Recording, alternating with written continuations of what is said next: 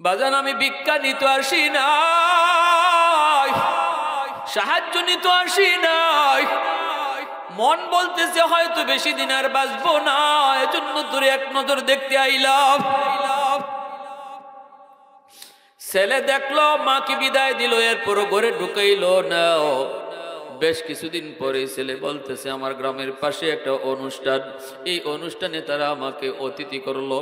আমি অনুষ্ঠানে যোগ দেওয়ার পর চিন্তা করলাম পাশের গ্রামেই তো আমার গ্রাম, মারে একটু দেখে যাই। আসছি বাড়িতে আইসা দেখি দরজা বন্ধ।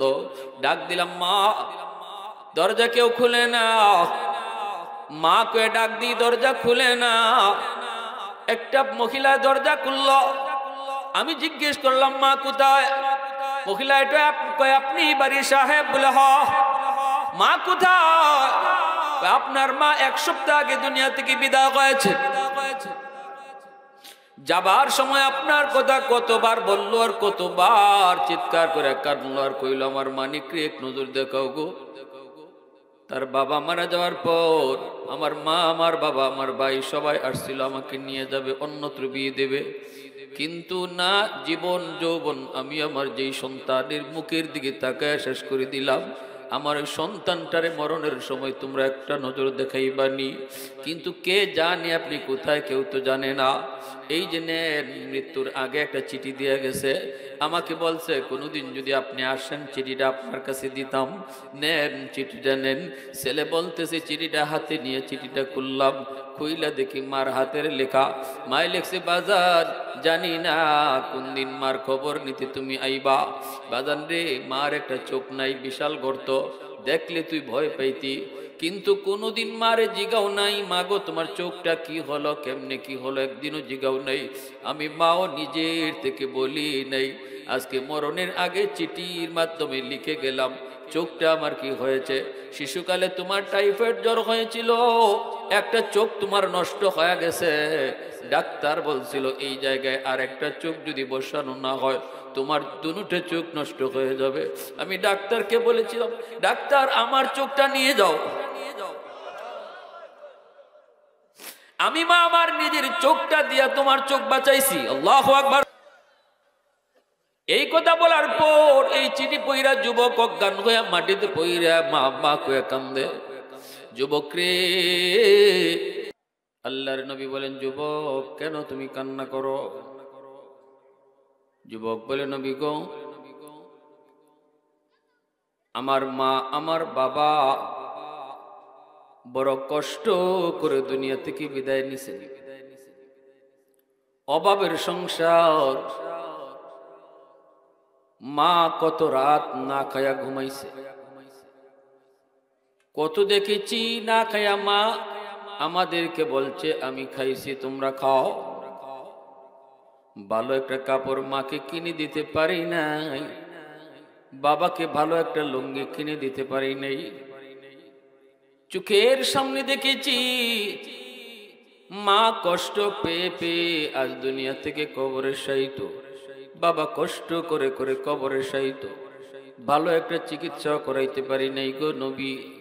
আজ আল্লাহ আমাকে অনেক সম্পদের মালিক বানাইছেন, টাকা পয়সার কোনো অভাব নেই, কিন্তু আমি মার খেদমত করব কি কইরা?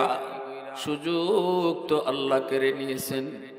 আজ যদি আমার মা দুনিয়ায় জীবিত থাকতো, আজ যদি আমার আম্মা দুনিয়ায় থাকতো, আজ যদি আমার আব্বু দুনিয়াতে থাকতেন, তাহলে মন যা চায় তাদেরকে তাই খাওয়াইতে পারতাম, তাদেরকে তাই আমি পড়াইতে পারতাম, যেমন কাপড় চায় তেমন মাকে কিনে দিতে পারতাম। মা না খেয়ে খেয়ে দুনিয়া থেকে গেল, বাবা চিকিৎসার অভাবে দুনিয়া থেকে বিদায় হলো। ওগো নবীজি, এখন আমি টাকা দিয়ে কি করব?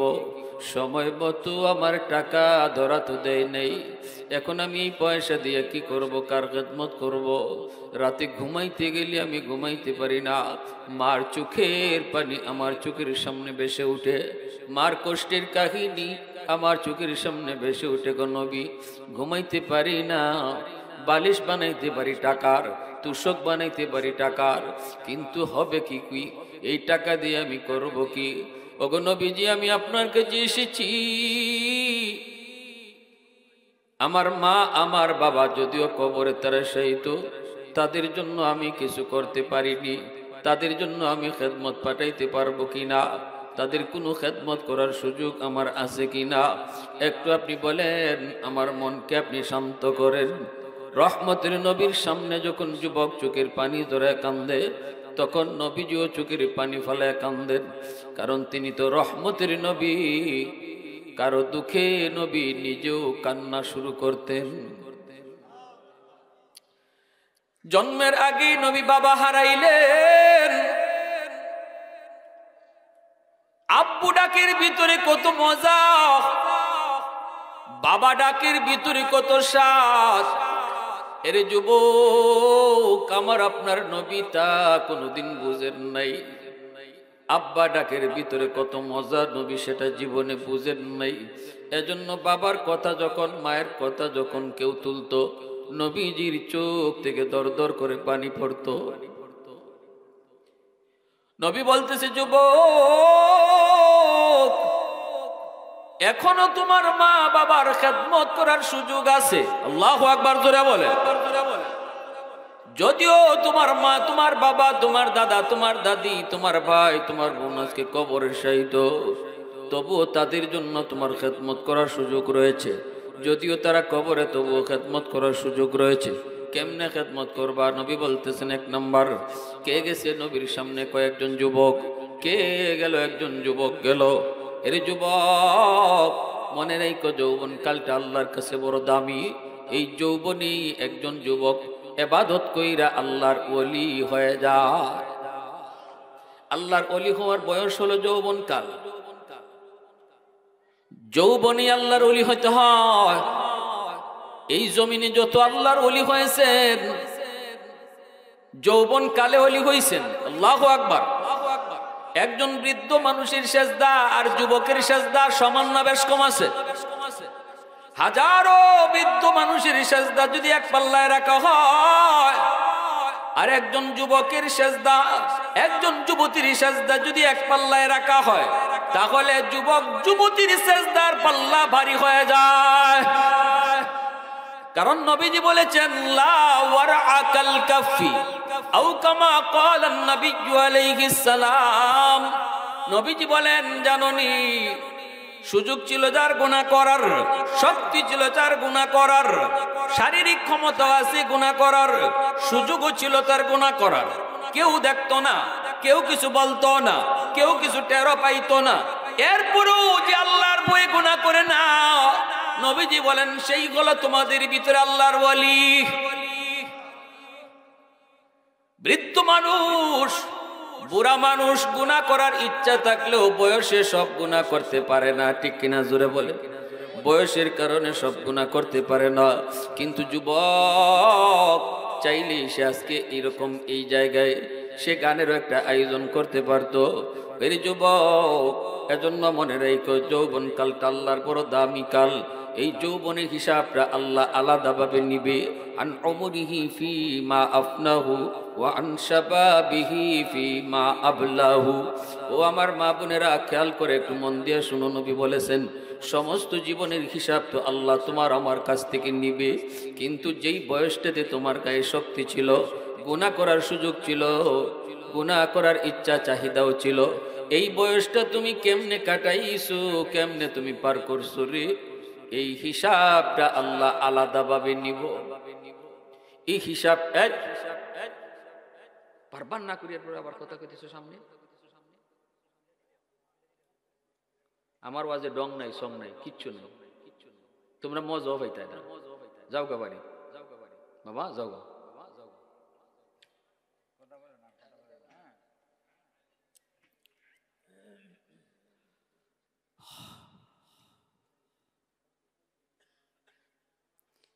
এজন্য এই যৌবন কালটা আল্লাহর কাছে এত দাম, এত দাম।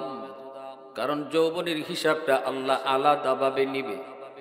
জীবনের হিসাবের ভিতরে যৌবনও ছিল, এরপরে আবার যৌবন আল্লাহ আলাদা নিবে কেন? এই বয়সটার আল্লাহর কাছে অনেক দাম। এজন্য আল্লাহ পুরা হায়াতের হিসাব নেওয়ার পরেও আল্লাহ যৌবনের হিসাব আলাদা নিব। সুবহানাল্লাহ। সাবাতু ইউযিল্লুহুমুল্লাহু ফি যিল্লিহি ইয়াওমা লা যিল্লা ইল্লা যিল্লুহু, ইমামুন আদিল ওয়া রাজুলুন শাবুন নাশাআ ফি ইবাদাতি রাব্বিহ। আল্লাহ নবী রহমতের নবী বলেন, যেই 7 দল মানুষকে আল্লাহ পাক হাসরের ময়দানে আল্লাহর আরশের নিচে ছায়া দিবে, মেহমান বানায় রাখবে, এই 7 দলের ভিতরে এক দল হলো ওই যুবক যুবতী, যেই যুবক যুবতী যৌবনে আল্লাহরে ভয় কইরা চলতো, আল্লাহর কদমে সেজদা দিত, তাদেরকে আল্লাহ তার হাসরের মাঠে আরশের নিচে মেহমান বানায় রাখবে। আওয়াজ দিয়া কন্যা সুবহানাল্লাহ। প্রশংসা করব কার? আর একটু জোরে কন্যা কার? ওয়াহদত কি হিফাজত নেহি বেকুওতে বাজু, ওয়াহদত কি হিফাজত নেহি বেকুওতে বাজু, आती नहीं कुछ काम हक ले खुदा दाद, आती नहीं कुछ काम हक ले खुदा दाद।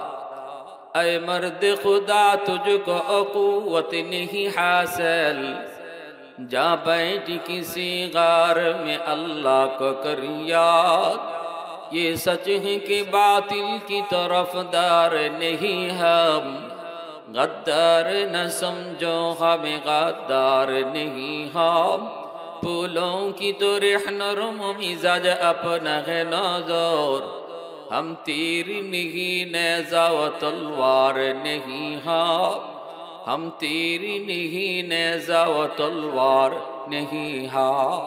मुसलमानेर आवाजे बोलेन अल्लाहु আকবার। এ আমার ভাইরা, বন্ধুরা, যুবক, একটু দিলটা নরম করে কথাগুলি বুঝো।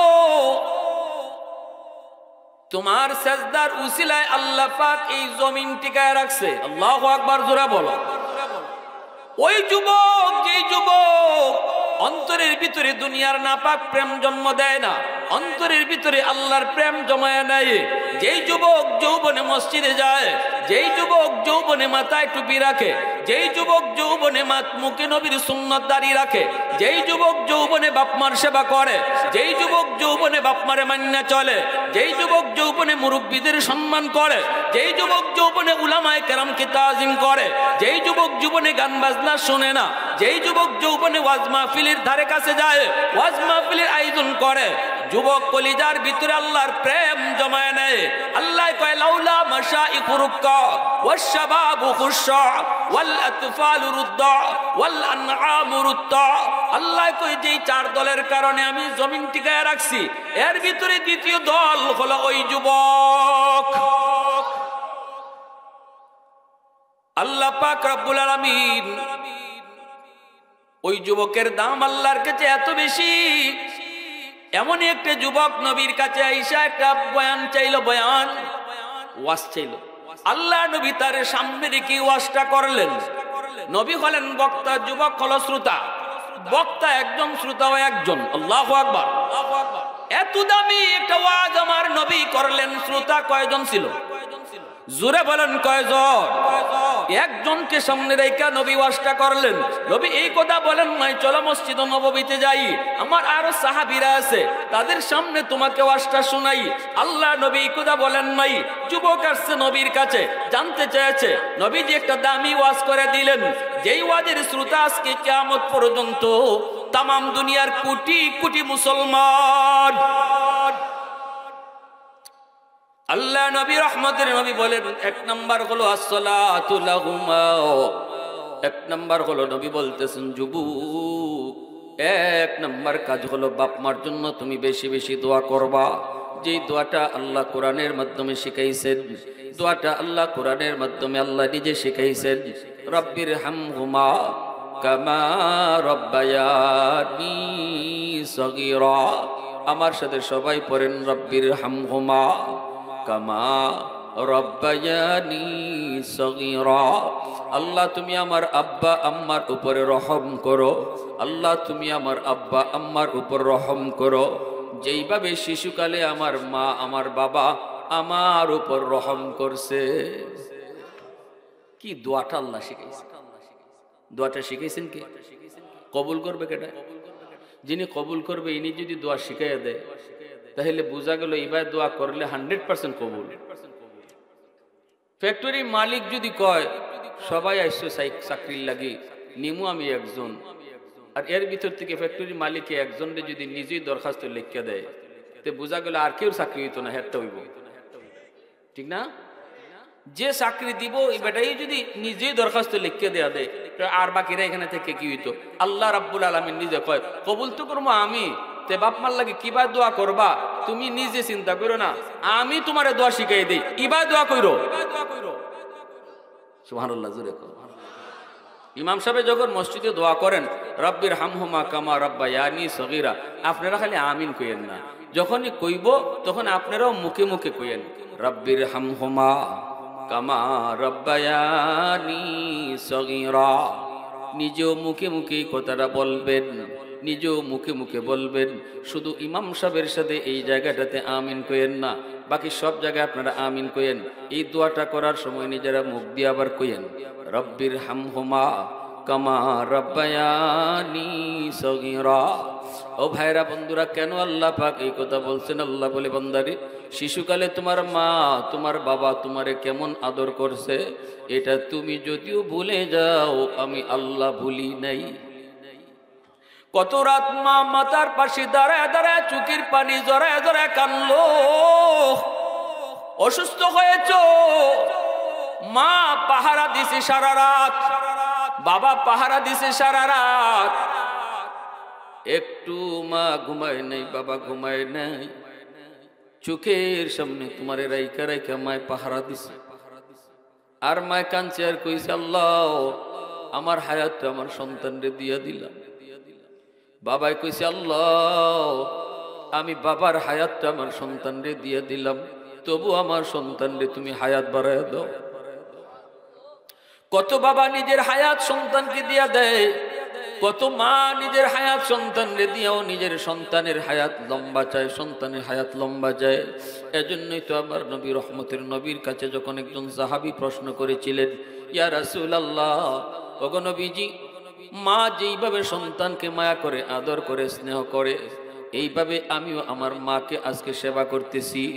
নবী কয়ে কেমনে? কয়ে আম্মা তো আমারে তুলায় তোলায় শিশুকালে খাওয়াইছে, এখন তো মা বৃদ্ধ, আমিও মাকে তুলায় তুলায় খাওয়াই। মা তো আমাকে শিশুকালে নিজের হাতে গোসল করাইছে, আমিও আজ নিজের হাতে মার গোসল করাই।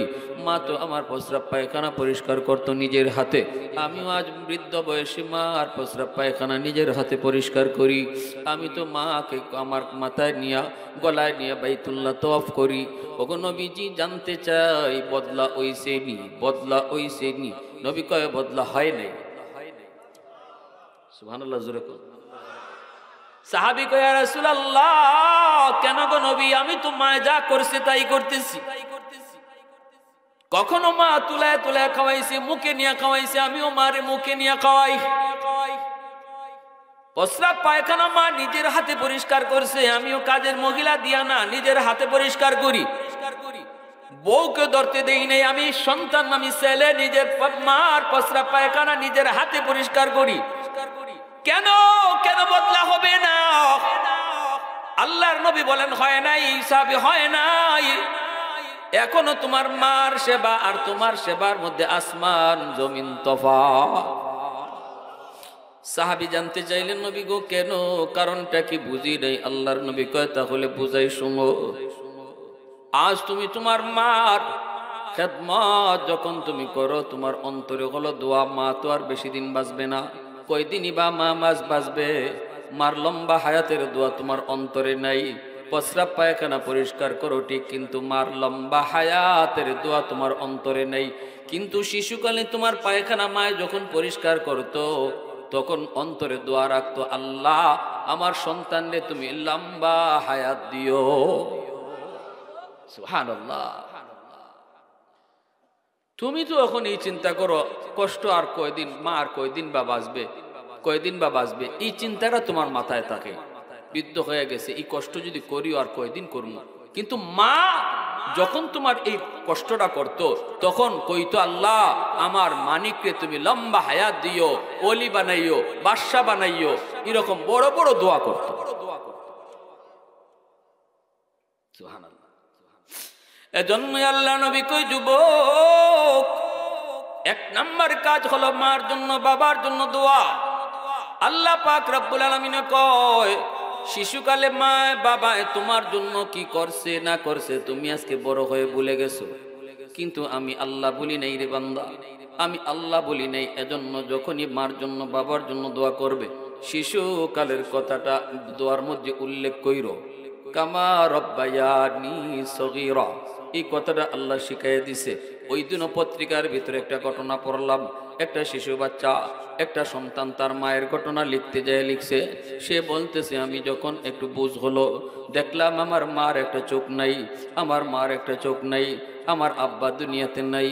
মা আমাকে কষ্ট করে করে লালন পালন করে, কষ্ট করে করে মা আমাকে পড়ালেখা করায়, আমাকে প্রাইমারিতে মা ভর্তি করে দিল 1-এ। আমি 1 থেকে 2-তে যাই, মা স্কুলে যাই আমার জন্য দাঁড়ায় থাকতো, অপেক্ষা করতো। মা আমাকে স্কুলে নিয়ে যাইতো, স্কুল থেকে নিয়ে আসতো। আমার ক্লাসমেটেরা বলতো, তোর মার একটা চোখ নাই, দেখলে ভয় লাগে, দেখলে বড় ভয় লাগে, দেখলে বড় ভয় লাগে। কেন এমন করে, কেন কইস স্কুলে আইতো না, কইস স্কুলে আইতো না। কিন্তু না না, মা আমাকে দেখতে যায়, প্রাইমারিতেও দেখলো, হাই স্কুলেও মা দেখতে যায়। এইভাবে মাকে যতই নিষেধ করি, মা কয়, না রে বাজান আমি পারি না, বাজান আমি পারি না, সারাদিন তোমাকে না দেখলে আমি মা থাকতে পারি না, কারণ দুনিয়াতে আমার আর তো কেউ নেই। বাজান সারাদিন আমি না দেখে থাকতে পারি না। আমি কলেজে গেলাম, ভার্সিটিতে গেলাম, এরপরে আমি সুন্দরী মেয়ের সাথে একটা ভালোবাসায় জড়ায় তার সে বিয়ে করে ফেললাম। ঢাকা শহরেই থাকতে শুরু করলাম, মাকে ভুলে গেলাম। সমাজে এমন বহু কুলাঙ্গার সন্তান আছে, শহরে থাকে, গ্রামের মার বাবার খবর নেয় না। আজ সে এমন হয়ে গেছে, মার খবর নাই। গরিব মা, গরিব বাবা, কত আশা করে সন্তানকে লেখাপড়া করাইলো, আজকে লেখাপড়া কইরা শহরে বউ নিয়া বাচ্চা নিয়া তাকে, মার খবর নেয় না, বাবারও খবর নেয় না। এইদিকে দক্ষিণী মা, সন্তান মাকে বললো, মা কোনোদিন সন্তান বলতে পারে না রে। রাতের বেলা ঘুমাইতে গেলে শিশুকালের স্মৃতি মার চোখের সামনে ভাসে, মায় কান্দে, বাবায় কান্দে। ওই যুবক শহরে থাকে, আর এইদিকে তার মা কষ্ট পায়, ছেলে আসে না, একবারও মার খবর নেয় না। মানুষের কাছ থেকে খবর নিয়া ঠিকানা লইয়া মা চলে গেল ঢাকা শহরে। গিয়া সন্তানের বাসার সামনে যে মায় নক করছে, সন্তান দরজা খুইলে দেখে মা। তখন মারে দেখে তার মেজাজ আরো গরম হয়ে গেছে। বলতেছে, মা তুমি কেন আইছো? তোমার একটা চোখ নাই, দেখলে বড় ভয় লাগে, বিশাল গর্ত, ভয় লাগে। স্কুল জমানায় তোমারে কইছি, কোনোদিন তুমি কথা মানো নাই। আজকে বিয়ে করে বউ নিয়ে সুন্দর সংসার শুরু করলাম, আমার বউ যদি তোমার এই চোখটা দেখে, সেও তো ভয় পাবে। কেন তুমি আইছো? কেমনে তোমারে কইমু তুমি আমার মা? এই কথা বলতেই মা দরজার সামন থেকে আসমানের দিকে মুখটা উঠাইয়া কই, বাজান রে, আমি থাকতে আসি নাই, আমি তোর চেহারাটা এক নজর দেখতে আইছি। বাজান আমি ভিক্ষা নিতে আসি নাই, সাহায্য নিতে আসি নাই, মন বলতেছে হয়তো বেশি দিন আর বাঁচবো না, এজন্য তোর এক নজর দেখতে আইলাম। ছেলে দেখলো, মাকে বিদায় দিল, এরপর ঘরে ঢুকাইলো না। বেশ কিছুদিন পরে ছেলে বলতেছে, আমার গ্রামের পাশে একটা অনুষ্ঠান, এই অনুষ্ঠানে তারা আমাকে অতিথি করলো। আমি অনুষ্ঠানে যোগ দেওয়ার পর চিন্তা করলাম, পাশের গ্রামেই তো আমার গ্রাম, মারে একটু দেখে যাই। আসছি বাড়িতে, আইসা দেখি দরজা বন্ধ। ডাক দিলাম, মা, দরজা কেউ খুলে না। মা কে ডাক দি, দরজা খুলে না। একটা মহিলা দরজা খুললো। আমি জিজ্ঞেস করলাম, মা কোথায়? মহিলা এটা আপনি বাড়ির সাহেব? বলে হ। মা কোথায়? আপনার মা 1 সপ্তাহ আগে দুনিয়া থেকে বিদায় হয়েছে। যাবার সময় আপনার কথা কতবার বললো আর কতবার চিৎকার করে কাঁদলো আর কইল, আমার মানিকরে এক নজর দেখাও গো। তার বাবা মারা যাওয়ার পর আমার মা, আমার বাবা, আমার ভাই সবাই আসছিল আমাকে নিয়ে যাবে, অন্যত্র বিয়ে দেবে। কিন্তু না, জীবন যৌবন আমি আমার যেই সন্তানের মুখের দিকে তাকায় শেষ করে দিলাম। আমার ওই সন্তানটারে মরণের সময় তোমরা একটা নজর দেখাইবানি। কিন্তু কে জানে আপনি কোথায়, কেউ তো জানে না। এই যে নেন, মৃত্যুর আগে একটা চিঠি দিয়ে গেছে, আমাকে বলছে কোনোদিন যদি আপনি আসেন চিঠিটা আপনার কাছে দিতাম। নেন চিঠিটা নেন। ছেলে বলতেছে চিঠিটা হাতে নিয়ে চিঠিটা খুললাম, খুইলা দেখি মার হাতের লেখা। মায় লেখছে, বাজার জানি না কোন দিন মার খবর নিতে তুমি আইবা। বাজান রে, মার একটা চোখ নাই, বিশাল গর্ত, দেখলে তুই ভয় পাইতি, কিন্তু কোনোদিন মারে জিগাও নাই, মাগো তোমার চোখটা কি হলো, কেমনে কি হলো, একদিনও জিগাও নাই। আমি মাও নিজের থেকে বলি নাই, আজকে মরণের আগে চিঠির মাধ্যমে লিখে গেলাম চোখটা আমার কি হয়েছে। শিশুকালে তোমার টাইফয়েড জ্বর হয়েছিল, একটা চোখ তোমার নষ্ট হয়ে গেছে। ডাক্তার বলছিল এই জায়গায় আর একটা চোখ যদি বসানো না হয় তোমার দুটো চোখ নষ্ট হয়ে যাবে। আমি ডাক্তারকে বলেছিলাম, ডাক্তার আমার চোখটা নিয়ে যাও। আমি মা আমার নিজের চোখটা দিয়া তোমার চোখ বাঁচাইছি। আল্লাহু আকবার। এই কথা বলার পর এই চিঠি পইরা যুবক অজ্ঞান হইয়া মাটিতে পইরা মা মা কয়ে কান্দে। যুবক রে, সময় গেলে মা মা কয়ে কান্দেও কোনো লাভ হবে না। তোমার জীবনের সফলতা এই যে বাতি লাগানো, লাইট জ্বলবে না। যদি পাওয়ার হাউস থেকে লাইন ওকে না করো, তোমার আমার জিন্দেগির ভিতরে আল্লাহ পাক এমন কিছু লাইট লাগাইয়া দিয়েছে, জ্বালায় দেয় নাই। জ্বালানোর জন্য আল্লাহ কইছে পাওয়ার হাউস থেকে লাইন ওকে করো। পাওয়ার হাউস হলো তোমার জীবনে মা বাবা। ওই বাপ মা থেকে যদি দোয়া রাখো, দোয়া জারি রাখো, আল্লাহ তোমার জিন্দেগির বাতি আল্লাহ জ্বালায় দিবে। ব্যবসায় সফলতা পাইবা, চাকুরিতে তুমি সফলতা পাইবা, লেখাপড়ায় তুমি বরকত পাইবা, দুনিয়ার জীবনে শান্তি পাইবা, হায়াতের ভিতরে আল্লাহ বরকত বাড়ায় দিব। তোমার সন্তানকে আল্লাহ মানুষের মতো মানুষ বানাইব যদি মা বাবার দোয়া থাকে। আল্লাহু আকবার জোরে কও। কারণ নবী বলেছেন তিন ব্যক্তির দোয়া বদ্ধ আল্লাহর দরবারে সরাসরি কবুল হয়ে যায়। সালাসাতুন দাওয়াতুম মুস্তাজাবাতুন লা শাক্কা ফীহি দাওয়াতুল মাজলুম ওয়া দাওয়াতুল মুসাফির ওয়া দাওয়াতুল ওয়ালিদি আলা ওয়ালাদিহি। মজলুমের দোয়া বদদোয়া আল্লাহর দরবারে সরাসরি কবুল। এজন্য সমাজের মধ্যে যেই মানুষগুলা দুর্বল, এদের উপরে কখনো জুলুম কইরো না, এদের উপরে কখনো জুলুম কইরো না। তোমার ঘরে তোমার বউ হলো তোমার কাছে সবচেয়ে বেশি দুর্বল। কারণ আল্লাহর বান্দি মা বাবা ভাই বোন সবার মহব্বত পাইয়া যেই বাড়িতে বড় হয়েছে, ওই বাড়িটাকে জীবনের জন্য পর বানায়া, স্বামী তোমার হাত ধইরা অচেনা অজানা মানুষগুলাকে আপন বানাইয়া জীবনের জন্য বাপ মারে পর বানাইয়া চইলা আসছে। স্বামী তোমার গরিশ, তোমার বেবি আসছে, তোমার স্ত্রী, সাথে ভাই আসে নাই, বোন আসে নাই, রক্তের কেউ আসে নাই। এই ঘরের মধ্যে তোমার বিবি হলো দুর্বল, সবাই হলো তোমার লোক। যদি তোমার মুখ থেকে কোনো কথা এসে কষ্ট পায়, হাত দিয়া যদি তুমি তারে কোনো কষ্ট দাও, মনে রাখো সে যদি চোখের পানিটা ফালায়, আল্লাহর জমিন বরদাস্ত করে না। দুর্বলের পানির ফোঁটা জমিন সইতে পারে না, সাথে সাথে আল্লাহর আদালতের ফাইলে গিয়ে জমা হয়ে যায়। বহু মহিলা আছে এমন, নতুন বউ, স্বামীর বাড়ির কষ্টের কথা মারে জানায় না, বাবারে জানায় না। কারণ মায় কষ্ট পাবে, বাবায় কষ্ট পাবে, নিজে নিজে হজম করে নে। পাক করে যায় কান্না করে একা, বাথরুমের ভিতরে যায় কান্না করে একা একা। আল্লাহ তুমি আমারে কোন বাড়িতে পাঠাইছো?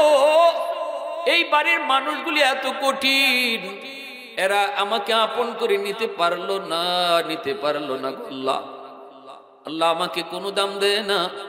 স্বামী কোন স্বামীর হাতে তুমি আমারে দিছো, একটু ভালোবাসা দেয় না। এই চোখের পানিটা ফুট যদি মাটিতে ফেলায় যুবক, মনে রেখো জিন্দেগির নামাজ রোজা হজ যাকাত লইও, আল্লাহর কাছে তুমি মুক্তি পাইবা না। যদি স্ত্রীর উপরে জুলুম করো আর সে যদি আল্লাহর আদালতে চোখের পানি ফালাইয়া মামলা দেয়। এজন্যই নবী বলেছে মজলুমের দোয়া বদদোয়া।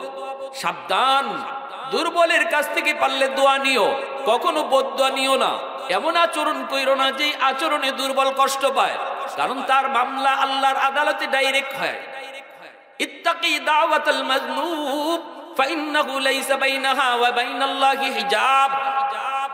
2 নম্বরে নবী বলেন ওয়াল মুসাফির ওয়া দাওয়াতুল মুসাফির, মুসাফিরের দোয়া বদদোয়া এটাও আল্লাহর দরবারে সরাসরি কবুল হয়ে যায়। 3 নম্বরে নবী বলছেন বাপ মার দোয়া বদদোয়া এটাও কিন্তু আল্লাহর দরবারে সরাসরি কবুল হয়ে যায়।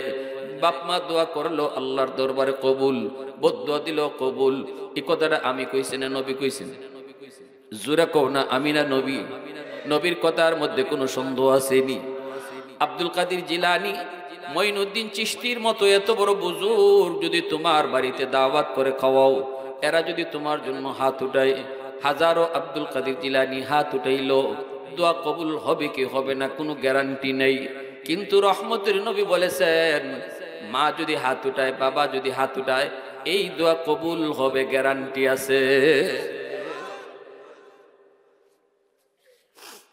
এজন্য বলি একটু দিলটা নরম করে কথাগুলি বুঝো। আমার নবী রহমতের নবী, মায়ার নবী ওই যুবককে বলতেছেন, যুবক মার জন্য বাবার জন্য মুর্তেগানের জন্য কিছু পাঠাইবা, এই দোয়াটা তুমি পড়ো। 2 নম্বরে নবী বলেন ওয়াল ইস্তিগফারু লাহুমা, তাদের জন্য তুমি দান সদকা কইরো, তাদের জন্য তুমি কিছু খরচ কইরো, তাদের জন্য দোয়ার আয়োজন কইরো। এই যে আমার মা বোনেরা আজকে মাহফিলের আয়োজনটা করছে, নবী কয় যদি মুর্তেগানের জন্য তুমি এরকম কিছু খরচ করো, এই সবটুকু আল্লাহ পাক সাথে সাথে মুর্তেগানের কবরে আল্লাহ পৌঁছায় দেয়। 3 নম্বরে নবী কয় ইনফাযু আহদিহিমা মিন বাদিহিমা, সাথে সাথে যে আল্লাহ পৌঁছায়। একটা ঘটনা কই, জুনাইদ বাগদাদি নাম শুনছেন না আপনারা? বহুত বড় আল্লাহর ওলি। অসুবিধা হইতেছে আপনাদের? ভাই কার কার মনোযোগ আছে একটু হাত তুলে আল্লাহরে দেখা। আল্লাহ তুমি কবুল করো, সবাই বলি আমিন।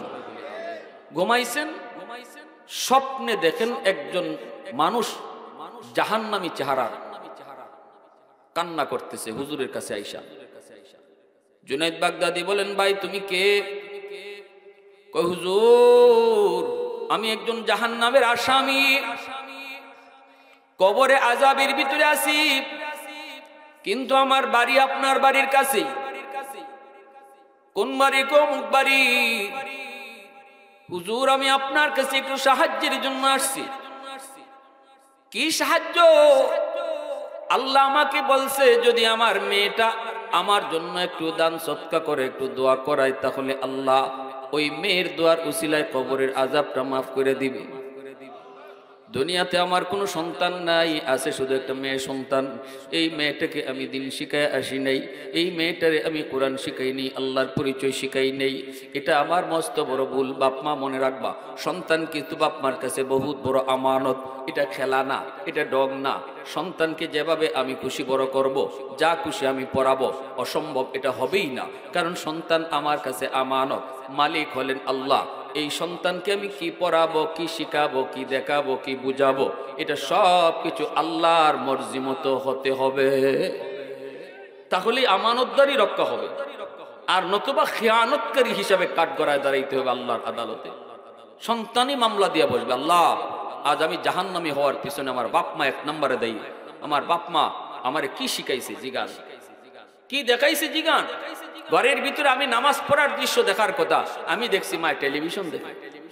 ঘরের ভিতরে কোরআন তেলাওয়াতের আওয়াজ আমার কানে আসার কথা, আমি শুনছি আমার মা গান শুনে, আমার বাবা গান শুনে, গানের আওয়াজ কানে আসছে, যার কারণে আমার বুজুর্গি নষ্ট হয়েছে। আমি যে তোমারে চিন্না দুনিয়াতে ইসলাম, এটা বাতিল হয়েছে, নষ্ট করছে আমার বাপ মারে ডাক। ওই লোকটায় কয় হুজুর একটু দয়া কইরা যদি আমার মেয়েটাকে আপনি বলতেন। জুনাইদ বাগদাদি ঘুম থেকে উইটা মেয়েটার ঠিকানা লইয়া তিনি মেয়েটার খুঁজে বের হয়ে গেলেন। মানুষদেরকে জিজ্ঞেস করেন, মানুষেরা কয় হুজুরি মেয়ের কাছে যাইয়েন না, মেয়ে ভালো না, চরিত্র খারাপ। আল্লাহর ওলি কয় বাবা চরিত্র ভালো না খারাপ সেটা আমার দেখার বিষয় না, আমি একটা জরুরি খবর নিয়ে তার কাছে যেতে হবে, বলো তোমরা কোথায় গেলে পাবো। মানুষেরা কয় হুজুর নদীর ঘাটে গোসল করে আপনি সেখানে গেলে পাবেন। জুনাইদ বাগদাদি তিনি এখানে আসলেন, দাঁড়ায় রইলেন। মেয়েটা ওইটা কয় মৌলবী আপনি আবার কি চান? ইনি বলতেছে মাঝে মাগো কিছু চাই না, একটা খবর নিয়ে আইছি। কি? কয় বাবার খবর। কয় আমার আব্বার আবার খবর কিসের? বাবা তো কত আগেই মইরা একদম কবরে পৌঁছে গেল। কবরের কথায় তার দিলের ভিতরে ব্যথা লাগে না, ভয় লাগে না। মহিলা গুনাহ করতে করতে, মেয়েটা গুনাহ করতে করতে কলিজা তার শক্ত হয়ে গেছে, এজন্য কবরস্থান দেখলেও তার বেশি একটা ভয় লাগে না। বরং ঠাট্টা করে মহিলায় কয়, হুজুর বাবার কথা কইয়া কোনো লাভ নাই, কি কথা এর পর কোন শুনি? কয় তোমার বাবা কবরের ভিতরে আযাবে আছে, স্বপ্নে আমারে দেখাইছে। আল্লাহ নাকি তারে বলছেন তুমি যদি তার জন্য একটু দোয়ার আয়োজন করো অথবা কিছু সদকা করো, আল্লাহ এই উসিলায় তারে মাফ করে দিবে। সন্তানের কোন দান, সন্তানের কোন কিছু বাপ মার জন্য আল্লাহ পাক নগদ কবুল করে নেয়। এ যুবক, আজ আমি যদি আমার বাপ মার নামে দান করি, আগামীকাল আমার সন্তানও আমার নামে দান করব। ঠিক কিনা জোরে বলেন? সন্তানকে দান করা শিখায় যাও, সন্তানকে নামাজ পড়া দেখায় যাও, সন্তানকে কোরআন তেলাওয়াত শিখায় যাও। নেক কাজ সন্তানকে তুমি নিজের হাতে শিখাও। মসজিদে যাও, সেখানে নিজে দান কইরো না, সন্তান সাথে থাকলে সন্তানের হাত দিয়া টাকাটা দেওয়াও। এই করলে পরে সন্তান দান করা শিখবে। সালাম করা তুমি নিজে শিখাও, সন্তানকে আগে নিজে সালাম দাও, আসসালামু আলাইকুম ওয়া রাহমাতুল্লাহ। সন্তান সালাম করা শিখুক, এটা হলো বাপ মার জিম্মাদারি। বাপ মা হলো তার প্রথম শিক্ষক, ঘর হলো তার প্রথম বিদ্যালয়। এজন্য বাপ মার কাছ থেকে যা শিখে মরণ পর্যন্ত সেটা থাকে। ঘরের ভিতরে সন্তান যা দেখে মরণ পর্যন্ত এটা আসর করে। সালাম করা শিখাও, এটা বাপ মার জিম্মাদারি। ডান হাতে খানা খাইতে হয়, বিসমিল্লাহ কয়া খানা শুরু করতে হয়। আল্লাহ খুশি হয়, বাচ্চায় কইব আম্মু আল্লাহ খুশি হইলে কি হয়? বলে আল্লাহ তোমার জান্নাত দিব। ছোট বাচ্চা বুঝে না, কইব জান্নাত কারে কয়? বাচ্চারা শুধু প্রশ্ন করে, তুমি দুই কথায় বুঝাইয়া দাও, জান্নাত হলো সুখ শান্তির জায়গা। এইভাবে করলে আল্লাহ নারাজ হয়। আল্লাহ নারাজ হলে কি হয়? জাহান্নামে যেতে হয়। জাহান্নামে কাকে বলে? কয় আযাব গজবের জায়গা। এই কথাটা সন্তানের কলিজায় তুমি শিশুকালে ঢুকাও।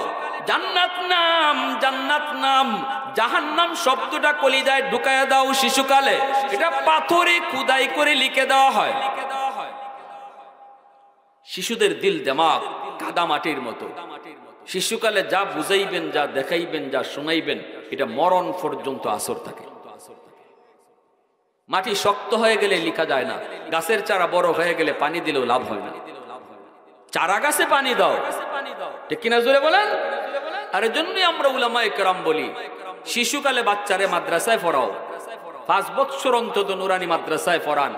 এরপরে তারে ডাক্তার বানাইয়েন, ইঞ্জিনিয়ার বানাইয়েন। 5টা বছর মাদ্রাসায় পড়াইলে তার ওই দিল দেমাগের ভিতরে আল্লাহর নাম, নবীর নাম, পরকালের কথা, জান্নাত জাহান্নামের কথা কলিজায় লিখে দেওয়া হবে। এটা সে কোনোদিন ভুলবে না।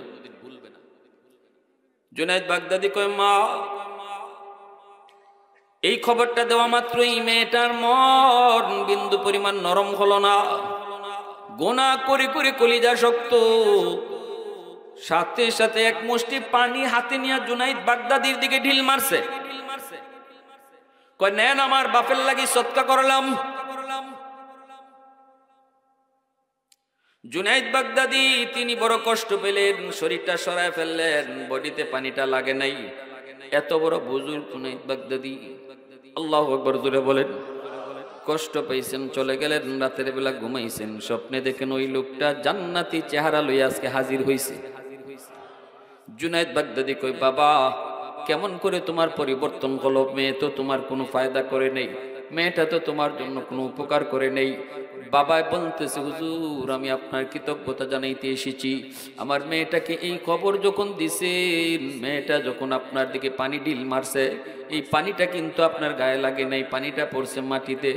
যেই জায়গায় পানিটা পড়ছে ওই জায়গায় দীর্ঘদিন যাবত একটা পোকা পানির তৃষ্ণায় ছটফট ছটফট করে। ওই পোকার মুখে যখন পানিটা পড়ছে, পোকাটা পানি খায়া তার জীবন রক্ষা হয়েছে। পোকাটায় দোয়া করছে, আল্লাহ যার উসিলায় পানি পাইয়া জীবন রক্ষা হলো, আল্লাহ তুমি তারে মাফ কইরা দাও। একটু আওয়াজ দেয়া কন্যা সুবহানাল্লাহ।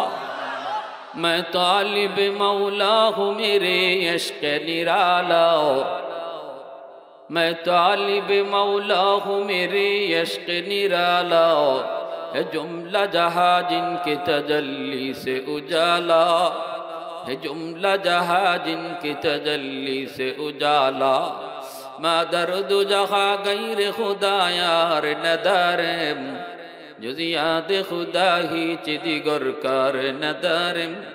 आवाज देखুন আল্লাহু আকবার, আরো জোরে আল্লাহু আকবার। অতএব মা একটু ভালো করে শুনো গো মা, সন্তান তোমার কাছে বহুত বড় আমানত। মার দায়িত্ব বাবার চেয়ে বেশি, মার দায়িত্ব বাবার চেয়ে বেশি, কারণ বাবার থেকে মাকে সন্তানরা বেশি টাইম পায়। গর্বে ছিল তাও মায়ের গর্বে, দুধ খাওয়াইছে তাও মায়ে খাওয়াইছে। এজন্য যখন ঘরের ভিতরে বাচ্চা হাঁটা চলা করে তখনও মাকে বেশি টাইম পায়, বাবাকে কম টাইম পায়। বাবা কিন্তু বাহিরে বাহিরে থাকে, এজন্য মায়ের আসর যে সন্তানের উপরে বেশি পড়ে। মা যদি নামাজি হয় এই নামাজের আসর সন্তানের উপরে তাড়াতাড়ি পড়ে।